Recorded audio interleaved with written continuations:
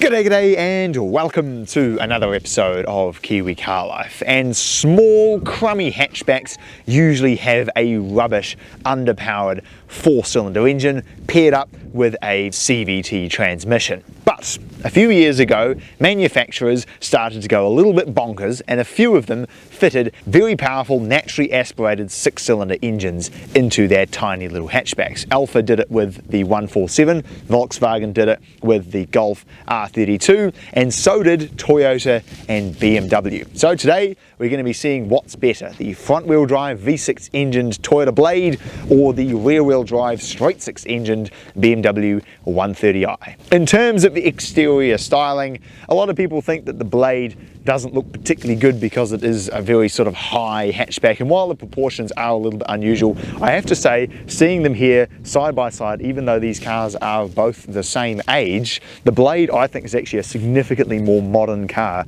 especially from the front end. In terms of powertrains, the BMW 130i has an N52 B30, a 3-litre straight six making 195 kilowatt or around 260 horsepower and 315 newton meters of torque. It powers the rear wheels through either a 6-speed auto or a 6-speed manual transmission. The Blade, on the other hand, is naturally front-wheel drive. It has a 3.5-litre V6, a 2GR FE, making around 206 kilowatt or 280 horsepower and 345 newton meters of torque. And with this one, you can only pair it up with a 6-speed automatic transmission, although apparently somewhere in New Zealand there was somebody who has manual swapped one of these, and if you are that person, hit me up because I would love to drive your car. One thing that's very interesting about the interior of these two cars is the driving position. In the Blade you sit quite high, you kind of look down on the dashboard, whereas in the BMW everything is very straight up and down and you sit very, very low in the car. The material choice on the inside of the BMW is great, but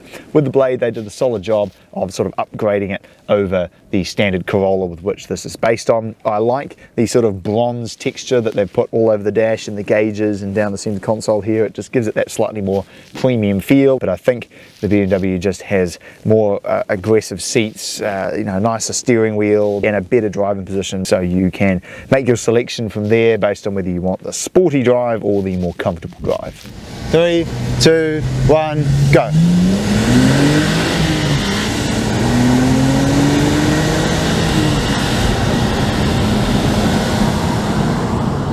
Driving the Toyota Blade, the first big selling point with this car is straight line performance. The 2GR is no slouch, man.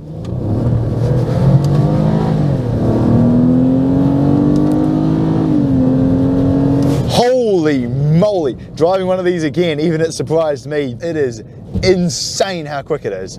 Traction control kicked in a little bit there in first gear, but just look at how quickly you just go from being behind him to being flying past. Like, it is insane.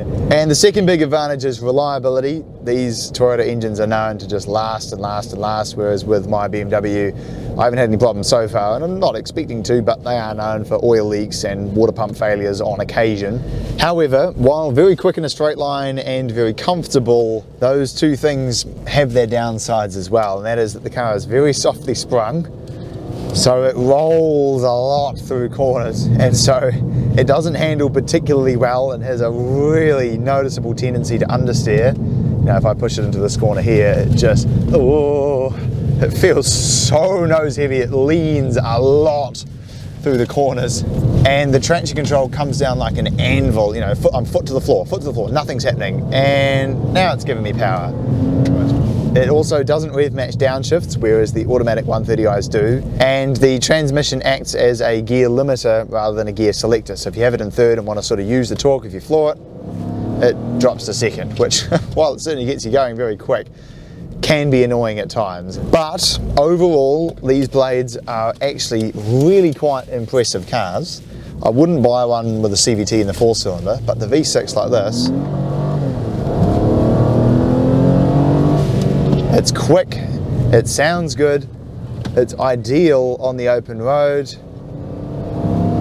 really great torque, awesome to drive, and overall is a car that you can just use for every single form of driving. Whatever you can think of, this car will do it, and it will do it pretty darn well, except maybe transmission performance and handling at times in certain corners. But overall, it's a cracking car to drive.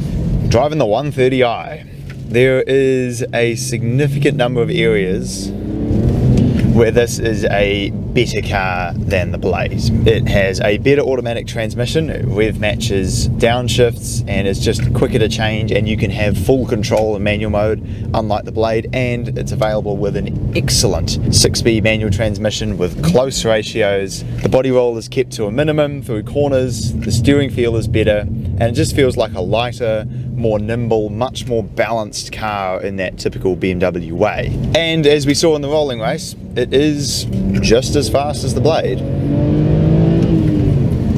It makes an equally good noise, but with a slightly more potent exhaust. And look, I could go on. It's quite obvious that the 130i, given they cost about the same as the Blade, is just a better handling, equally as fast, but available with a manual, better automatic transmission, better steering feel, better driver's car. There are areas where the Blade is better. It is a little bit more comfortable. The Blade, I think, believe it or not, is actually a little bit quieter on the open road and is definitely more practical and reliable. The boot and back seat room on this 1 Series is pretty terrible.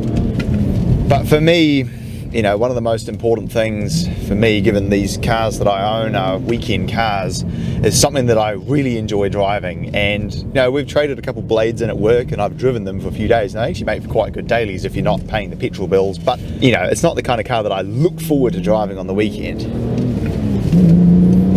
If you want something that's got a lot of power that you can overtake easily with, that's a bit different, and you can get people in, they just think it's a Corolla, and then you put your foot down like, whoa, you know, the Blade will be excellent for that, and it'll be really comfortable and glorious to drive on the open road. But the 130i is unquestionably one of the best sort of 2000s hatchbacks you can buy, because it's rear wheel drive, it's available with a manual, it has a really potent 3-litre straight 6, and it still has all the features you could possibly need to get you through your daily lifestyle. So there we go, thanks for watching. I'm going to go and thrash all the way back down this back road and have some fun in my 130i, and I look forward to seeing you again next time.